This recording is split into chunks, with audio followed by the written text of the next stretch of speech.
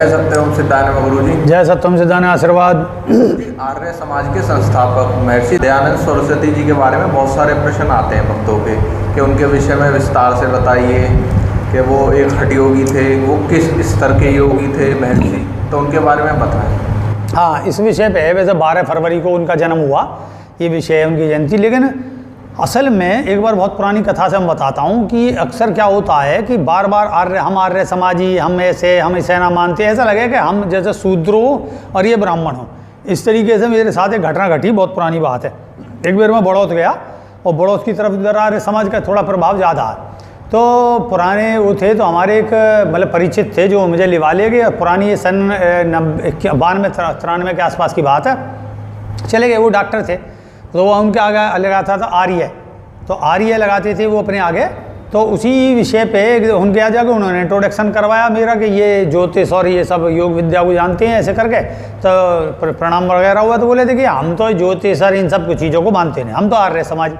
तो कई चीज़ लेके ऐसा लगन लगा थोड़ी देर बाद में, हम आर्य समाजी तुम ये, हम आर्य समाजी तुम ये। तो मुझे लगा यार ये तो बड़ा अजीब सी बात होगी, ऐसे हमें निम्न कोटि का सा बता दिया इन्होंने। तो मैंने उसी पर रख के पहले प्रणाम करा। मैं बोला भाई महाराज आप जो फाउंडर है उसी को गाली पड़नी शुरू हुए, सीधी सी बात है। यहाँ गाली का तात्पर्य मतलब उसे ही जो प्रमाणित करना पड़ता है कि इनके फॉलोअर उसके बारे में जानता कितने हैं, सत्यता क्या है, क्या ये वाकई में जानते हैं या केवल एक प्रचार के पीछे पड़ के जैसे हम किसी चीज़ को बढ़ा देते हैं। तो मैंने कही कि महाराज देखो हम तो कुछ ज़्यादा जानते नहीं हैं महर्षि दयानंद के बारे में, तो हमारा तो आपसे कुछ प्रश्न है इस संबंधित लेके। तो पहली तो जो है मेरी एक प्रश्न है कि जब ये ब्रह्मचारी थे वहाँ पर जो है बिरजानंद के यहाँ सीख रहे थे, तो बिरजानंद को पता चला कि आज रात को नहीं आए, तो बिरजानंद बौखला गए, वो डंडा लेके घूमते रहे। तो ये सुबह आए उस समय, तो सुबह उन्होंने छोड़ दिए, डंडा मारा इनके। तो इन्होंने कहा महाराज आपके, मेरा तो वज्र जैसा शरीर है, आपके कोमल हाथों में तो नहीं लगा। तो उन्होंने कि क्या हुआ था, तो उन्होंने कही कि महाराज वहाँ मैं जब ध्यान कर रहा था शाम के टाइम, तो एक स्त्री आई और उसने मेरे पैरों में प्रणाम कर लिया। प्रणाम करने पे तो मुझे जो है कि क्या प्रणाम करने से मेरे अंदर जो स्त्री का बोध होना था, जो उसकी वाइब्रेशन रही, जो मेरे अंदर स्त्री पक्ष को लेकर कुछ ब्रह्मचर्य खंडन का विषय आता, तो ये विषय को लेकर मैं पूरी रात्रि ध्यान करता रहा। उस तरंग को मैंने नष्ट कर दिया और उस तरंग को नष्ट करके ही मैं प्रातः यहाँ आया। तो बड़े खुश हुए भाई इसने ब्रह्मचर्य की स्थिति को साधा। अब सवाल तो वो बोले हाँ देखो इससे ब्रह्मचर्य सिद्ध होता। बोले इससे ब्रह्मचर्य सिद्ध नहीं होता। इससे जब आदमी ब्रह्मचारी वो है जिसके अंदर स्त्री और पुरुष का लिंग भेद ही समाप्त हो जाए, ना उसके लिए स्त्री कुछ रहे ना उसके लिए पुरुष कुछ रहे हैं, जैसे कि सुखदेव के विषय में बताते हैं। तो विषय ये है कि आप किस प्रकार का ब्रह्मचारी मानने हैं, जिसके अंदर अभी वाइब्रेशन लेके है कि मैं एक स्त्री है, उससे जो उसके स्पर्श से मेरे अंदर कामुकता का भाव आया, या जो भी सीधे बात है कामुकता का भाव आया या उसके प्रभाव बढ़ा, उसको मैं काटने में पूरी रात लगा रहा। और फिर जब मैं उसको काट के आ गया तो अगली बार तो फिर वो जो है फिर कोई स्त्री छू देती तो फिर प्रॉब्लम खड़ी होती। आखिर ये काटते कब तक? इससे सिद्ध होता है कि वे पूर्ण ब्रह्मचारी नहीं थे। ब्रह्मचारी वीर्य रज के निरोध को तो एक विषय अलग हो गया, लंगोटा लेना, लेकिन जो इसका महाभाव है, महाभाव में स्थिति है, स्थिति की ओर होना एक अलग विषय हो गया, स्थिति में स्थित होना एक अलग विषय हो गया। मतलब मैं ब्रह्मचर्य प्रतिष्ठित हूँ, अर्थात मुझे न किसी स्त्री का पता है ना पुरुष का। अब मेरे सामने कोई आए, मुझे कोई भी स्पर्श करे, कोई फर्क नहीं पड़ता, जैसे कि ईश्वर का रूप है। तो मैं बोला ये ब्रह्मचारी भी सिद्ध नहीं होते, तो वो बेचारे चुप हो गए। मैं बोला फिर दूसरी बात ये है कि उनकी सभाओं में अक्सर क्या था, पुरुष रहता था। तो जबकि वो स्त्री के विषय में साधन बताते थे कि भाई स्त्रियों को पढ़ाना चाहिए, स्त्री को ये कराओ, बच्चियों को बढ़ाओ, स्कूलों में भेजो और ब्रह्मचर्य धारण करो वगैरह वगैरह। तो मैं बोला भाई स्त्री को भी बुला लेना चाहिए था उस ज़माने में, जब सभी और कहते भी थे कि महाराज हमारी बच्ची को ले आओ। तो मतलब पर्दा डाल देते बीच में, आधे में स्त्री रहती आधे में पुरुष रहते और दोनों सत्संग सुनते उनका, तो और अच्छा प्रचार जाता। लेकिन क्या होता था, और है भी, मान लो मैं आपको ज्ञान दे रहा हूँ और मेरे ज्ञान को तुम लेके सही से एक्सप्लेन ना कर पाए घर पे, तो उसका अर्थ का अनर्थ हो जाने की संभावना होती है। ठीक ऐसे ही जब पुरुष गए तो उन्होंने क्या वहाँ प्रवचन करा अपने अंदर जाके, घर पे जाके, उसका विशेष प्रभाव नहीं पड़ा। तो इसमें ज़्यादा प्रभाव पड़ता इस बात का कि जो है वहाँ स्त्री पुरुष दोनों होते। लेकिन उसमें वो आई कि भाई विषय वही आ गया कि वो पूर्णतः इस ब्रह्मचर्य को सिद्ध नहीं थे, ये विषय स्थित नहीं थे उसमें, बस लंगोटा वाले बाबा ब्रह्मचारी थे। अब देखो ब्रह्मचर्य साधने के लिए वे क्या खाते थे, तो वे खाते थे क्या नाम है, माल कांगनी और माल कांगनी की खीर और जो है पारे की भस्म। पारे की भस्म को बनाते थे वे कि जो उनका धूना जलता रहता था तो उसमें जो है बांस लिया, दोनों माई से जो डट्टल बांस काटा जिसकी दोनों डट्टल रहती हैं, और बीच के हिस्से को काटने के बाद में उसमें पारा डाला, उसमें और भी पदार्थ डालते थे, फिर उसके ऊपर जो है कपड़ा लपेटा और लपेटने के बाद मट्टी लपेटी और अपने धूने के नीचे काफ़ी जो अनुपात से वो गाड़ देते थे, तो दबा देते थे। और फिर जब भी उनका होता था कि भाई 2 दिन 4 दिन धूना चला, उतने दिन की आग की गर्मी से वो पारे की भस्म तैयार होगी और उसमें से एक चुटकी खा लेते। पारे की भस्म कहाँ काम आती है, पारे की भस्म 2 प्रकार की होती है, ब्लैक वाली और वाइट वाली। ब्लैक वाली अधिकतर मिलती है और शुद्ध पारा जो है भस्म जो है वाइट वाला वो नहीं मिलता, बहुत महंगा। तो नतीजा क्या हुआ कि पारे की भस्म बॉडी की रेजिस्टेंस पावर को बहुत डेवलप करती है, अर्थात पारे की भस्म खाने से आप जरा सा गर्मी में या मतलब सर्दी में और इतना कहीं भी रह सकते हो, मतलब आप पे सर्दी का प्रभाव नहीं पड़ेगा। तो उन पे जो सर्दी का प्रभाव वो योग के कारण नहीं आ, वो पारे की भस्म के कारण ज़्यादा था। उनका जो है इच्छा शक्ति विल पावर तो हुई थी हठ योग से, लेकिन संग में उनके पारे की भस्म थी। और मेघा शक्ति को बढ़ाता है, मतलब स्मरण शक्ति को बढ़ाता है, बॉडी की हर प्रकार की कैपेसिटी को डेवलप करता है अनुपात में। तो ये था। और माल कांगनी खाते थे जिससे जो है उनके अंदर जो है भाई वो भी जो गर्मी और सर्दी का अनुपात है वो बैलेंस रहता था। तो इस प्रकार का उनका भोजन था। और भी क्योंकि भाई बिरजानंद जो थे वो आयुर्वेद के ज्ञाता थे, और फिर जब आयुर्वेद ऋग्वेद वगैरह ये सारे आप जानते हो तो इसमें तो हैं ही सारे विषय लिखे हुए। और फिर योगियों में रह के तो वो औषधि भी प्राप्त करते थे। यहाँ तो वो भाई दांतों में जो है मलते थे, दांत के दर्द के लिए उनका बहुत सारा लिखा गया विषय। खैर ये मेरा हो गया, तो बोले इसमें भी सिद्ध नहीं होता। अब दूसरा ये आता है कि देखिए उस जमाने में अब के शास्त्रार्थों में विजय कैसे हुए। अरे शास्त्रार्थों में विजय तो इस प्रकार से हो जावे कि कंठस्थ तो उस काल में बहुत लोगों को था, वेद उसी भांति कंठस्थ थे जिस भांति इन्हें भी है। लेकिन चूंकि ये सत्य के पक्षधर थे, भाई उस ज़माने में जो मैंने दोनों ग्रंथ पढ़े तो पक्ष भी विपक्ष भी, जो इनके पक्ष में लिखा गया और जो इनके विपक्ष में लिखा गया, तो उनमें जो शास्त्रार्थ है वो भी मैंने पढ़ा है। हिंदी साहित्य परिषद में सब ग्रंथ रखे हुए यहाँ प्लेन सर। तो नतीजा क्या हुआ, तो उसमें उन लोगों ने लिखा कि भाई ये बात तो सही कह रहा, क्योंकि हम भी वेदों को मानते हैं, लेकिन हमारे फल फ्रूट का क्या हुआ, तो इसलिए तो लंगोटे में इसका क्या जा रहा, ये तो सच बोल रहा और जो सच है वो हम भी मानते हैं। लेकिन सवाल ये है कि मठों का जो स्थिति है, जो हम खा के बैठे हैं, घर ग्रस्त चला रहे हैं, ये तो हमारा नष्ट हो जाएगा। तो वो इसलिए नहीं हारे कि वो ये ज़्यादा ज्ञानी है, वो इसलिए हारे कि सत्य के ऊपर जो उन्होंने गठित कर रखा था मठाधीशपना, उसकी वजह से सब जानते थे सत्य ये। अब तीसरा चीज़ आ जाओ कि उसके बाद आगे तो उनके विषय में एक तो ये होगी, अब उन्हें जहर दे दिया गया। अब यहाँ पे मैं बोला भाई उनकी तो अंतर्दृष्टि भी सिद्ध नहीं थी पूरी तरीके से। अंतर्दृष्टि सिद्ध का मतलब होता है एक आम योगी, आम जो है ज्योतिषी या आम चीज़ है। मैं बोला भाई मुझे कोई भी चीज़ बताओ, मैं बता सकता हूँ उस चीज़ को जितना भी मुझ पर आता है। और तो वो तो महायोगी हैं, उन्हें समाधि सिद्धि। तो उन्होंने जैसे ये पान देने को आया, उन्हें पान में वो देने को आया जो कि पिसा हुआ कांच था जहर के साथ, तो वहीं रोक देते उसे कि भाई तू जो है रुक जा, अरे इस पान को तू ही खा। वो खाता नहीं, तो जब खाता नहीं तो उसे पकड़ते कि खला, तो वो सच बोलता। तो इससे 2 फायदे होते, एक तो महर्षि दयानंद का जीवन बच जाता क्या भाई वो खाते नहीं, दूसरा प्रूफ हो जाता कि इनके मारने में षड्यंत्र किसका है, और तीसरा तो उसे चाहे दंड नहीं देते, उसे उसके अपराध पर क्षमा कर देते। तो क्षमाशीलता भी हो जाती योगी की कि देखो उन्होंने ये सब जानने के बाद, अपराध जानने के बाद उस व्यक्ति को, दोषी को क्षमा कर दिया। इसमें कितने प्रयोजन सिद्ध होते, एक महर्षि दयानंद की जान बचती हैं, उनकी अंतर्दृष्टि का पता चलता लोगों में, और तीसरा जो है क्या नाम है क्षमा का होता। लेकिन वहाँ क्या हुआ, उन्होंने वो खा लिया। इससे पता चला कि अब कहने को कह दो कि जो होनहार है वो होता, अरे तो होनहार होता, फिर योगी क्या है उसमें हैं। तुम अभी अपने साम्राज्य को फैला नहीं पाए हो, अभी विस्तार नहीं कर पाए हो, और उसका परिणाम हो गया कि अल्पायु मर गए। जबकि उन्होंने कहा अखंड ब्रह्मचर्य के पालन करने से योगी 300 साल 400 साल तक जीवित रह सकता है। कहाँ रहे वो जीवित हैं, वो 300 साल तो 60-65 साल पे उम्र पे मर गए हैं। तो कहाँ है योगी।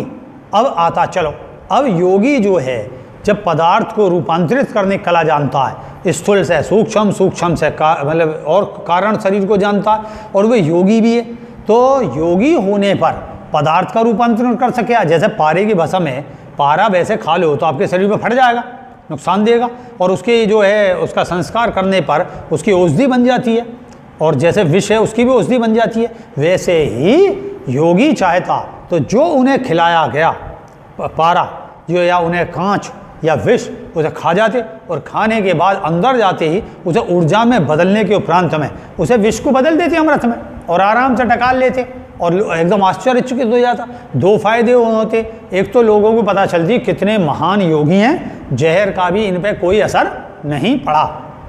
दूसरा, जो उनके मृत्यु के इच्छुक थे, जो समाज में और भी उनके घात लगाए बैठे, उनको भी दंड मिलता ज्ञान कि भैया इन्हें तो मृत्युंजय हैं, इन्हें कोई नहीं मार सकता, पहली बात। और पता चला सब कुछ वो हो जाता, और उनके और भी जो थे उनसे लड़ने वाले वो सारे डर के मारे वैसे भाग जाते हैं, कितना हो जाता। लेकिन क्या हुआ उनका कि वो ना पचा पाए और बहुत बुरी मृत्यु को प्राप्त हुए। कोयले जैसी लेटरिन निकली, शरीर उनका मतलब खराब हो गया है, दुर्दशा हो गई उनके शरीर की। और बाद में उन्होंने यही कहा कि हे ईश्वर, मतलब गेट खोल दिए गए उनके दरवाजे, उनके शिष्य कही कि खिड़की खोल दो और मैं अब समाधि लगा रहा हूँ। अबे समाधि अब लगाई ना लगाई, वो तो शरीर छूट ही रहा उनका, उसमें समाधि क्या, अभी तो कह दो कि समाधि लगा रहे। तो नतीजा क्या हुआ कि उन्होंने जो है फिर कहा कि हे ईश्वर तेरी इच्छा से, अब देखो यहाँ ईश्वर आ गया है, वो एक तरफ तो ये कह रहे हैं कि ईश्वर, तो यहाँ पहले ही अभी उस विषय बताऊंगा। तो उन्होंने क्या काम करा कि ईश्वर तेरी इच्छा जैसी थी वैसे मैंने लीला की।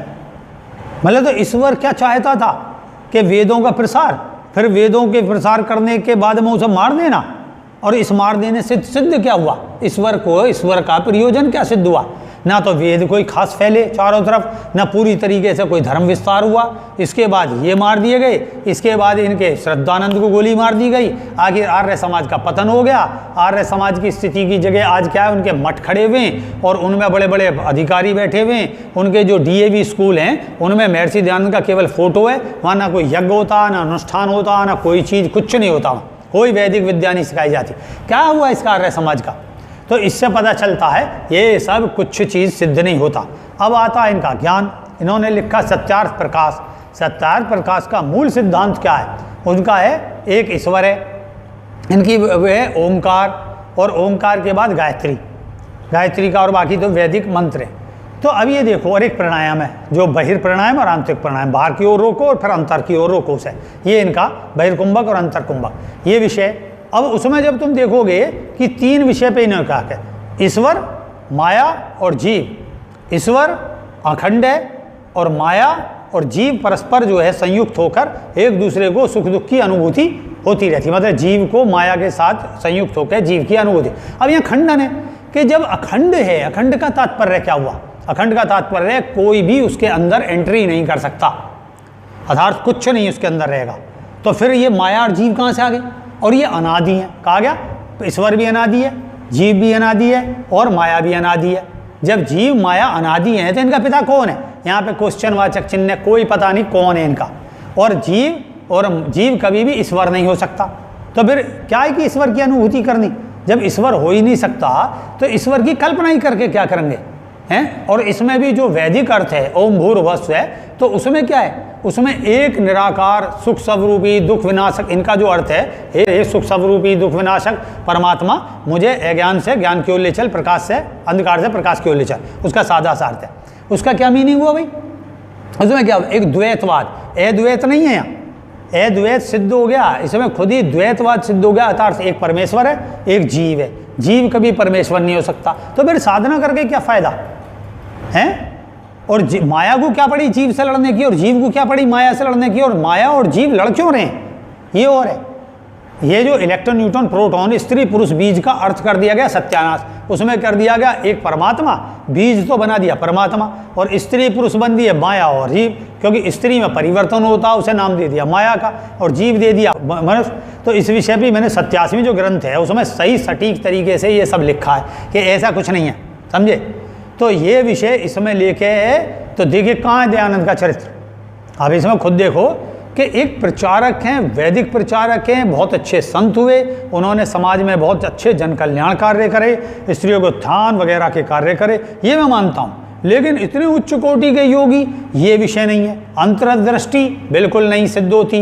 ब्रह्मचर्य की जो स्थिति है, जिसमें स्थिति में सुदृढ़ हो जाना, प्रतिष्ठित हो जाना, जहाँ लिंग भेद खत्म हो जाना, उस स्थिति में भी प्रतिष्ठित नहीं है, तो फिर काय का महायोगी? महायोगी शब्द नहीं है, योगी शब्द का इस्तेमाल करते हैं कि योगी है और ज्ञानी थे, और ज्ञान में उस समय भाई सभी को ज्ञान था। तो फिर इसमें सवाल कोई होगा तो मैं दूंगा अपने अनुसार जो मेरे पास जवाब है। तो वहाँ पर कोई जवाब नहीं बना। मैंने कि जवाब बन जाए तो मुझे बुला लेना, मैं उसका उत्तर दे दूंगा तुम्हारे यहाँ। ये था। खैर वहाँ शांति बढ़ गई, हम चले आए। मैं बोला भाई तुम्हारे इस पर मैंने जवाब दिया, तुम ये बार बार जो आर्य समाजी हैं, तुम हम आर्य समाजी, हम आर्य समाजी। मैं बोले ये आर्य समाजी का अर्थ ऐसे मत बना दो जैसे कभी सनातन काल में ब्राह्मण और शूद्र चलन लगा, ऐसे ही आर्य समाज के विरोध में खड़ा हो जाएगा देश। और वही हुआ कि ऐसा लगने लगा सबको जैसे हम शूद्र और ये ब्राह्मण, हम शूद्र ये ब्राह्मण। नतीजा वो आर्य समाज आज केवल ऐसा बन गया कि लेने के नाम में तो सनातनी और देने के नाम पे क्या नाम है, आर्य समाजी। जब हमें दहेज लिया जावे तो हम तो जो है देखो दहेज देने के पक्ष में नहीं है, क्योंकि हम तो आर्य समाजी हैं। हम ईश्वर को यूँ नहीं मानते क्योंकि हम आर्य समाजी हैं। कुतर्क करने को छोड़कर केवल कुतर्क शेष रह गया। आओ बहस कर लें और ना हम माने ना अर्थ ना सामने वाला मानना। उन्हें कि तू अपने दयानंद को रख ले, हम अपने ईश्वरवाद के भागे यहाँ से उठ के, ये रह गया। तो आज क्या है, फिर वही आ गए, वही मूर्ति आ गई, वही सब चीज़ आ गई, वही प्रपंड क्यों आ गया? क्योंकि रियलिटी नहीं है, फाउंडेशन उतनी नहीं है जितनी बताई गई है, ये ध्यान रखें। तो प्रचार तो भैया एक भांड का भी हो जावे। प्रचार तो एक जो है अभी मैं एक और बता देता हूँ इसमें, वैसे इस विषय को मैं कभी और लाऊंगा। मैंने बहुत पहले भी कहा था ये कि कविता बच्चन है, मैं एक पात्र लेता हूँ। अमिताभ बच्चन है, खूब प्रसिद्ध है, लेकिन अचानक वो उस पर प्रसिद्धि एक चरम पे है, पूरे वर्ल्ड में उसे घर घर जानते हैं एक तरीके से। अगर वो अचानक उसकी बुद्धि में ये आ जाए कि मैं वो सुबह घोषणा कर दे कि उठे और अपने जो है उस पर डाल दे वे ट्विटर पे कि भाई मैं जो है आज मुझे ब्रह्म ज्ञान हुआ। अमिताभ तो उसका नाम है ही है, अमिताभ का अर्थ है बुद्ध होना, मतलब महाज्ञानी होना। और वो कह दे कि भाई अब तेने घर गृहस्थ भी, उसका पत्नी भी है, घर गृहस्थ है और ये सब तेने कर लिया, वैभव ऐश्वर्य सब देख लिया, अब जनता के कल्याण के लिए तू जो है उपदेश कर। तो उसे कुछ नहीं करना, उसे एक मंत्र बनाना है अपने नाम का ही, ओम अमिताभाय नमः, ओम अमिताभाय नमः। इसे रटेगी पब्लिक और भाई जो जहाँ जाएगा वहाँ भयंकर वो फैल जाएगा प्रचार। उसका अपना प्रचार वर्जक है ना भाई, उसका अपना दर्शक वर्ग है, उसके अपने मतलब प्रशंसक वर्ग है, तो उसको तो रातों रात ख्याति मिल जाएगी। मरने पे पता चली कि अमिताभ बच्चन वैसे तो प्रसिद्ध है ही भौतिक में, आध्यात्मिक में भी सारे बाबाओं को धो डालेगा वो। ये और बता रहा हूँ, वो एक तरीके से इस कदर हो जाएगा कि वैसी अभिनेताओं की मंदिर बन जाती हैं और उनके तो वैसे ही बन जाएंगे। तो भैया ये इस तरीके से नहीं, प्रचार प्रसार का तो एक अलग है, किसके स्टार किस तरीके से। जब कोई कुछ करता है तो उसका प्रचार प्रसार तो होता ही है, उसमें सत्य की मात्रा तो होती है। तो मैं इसी आशीर्वाद के साथ फिर और कोई ज्ञान का विषय लेके आना, फिर मैं बताऊंगा, कोई कन्फ्यूजन होगा तो उसी के साथ आशीर्वाद। जय सत्यम सिद्धाय नमः। जय सत्यम सिद्धाय नमः।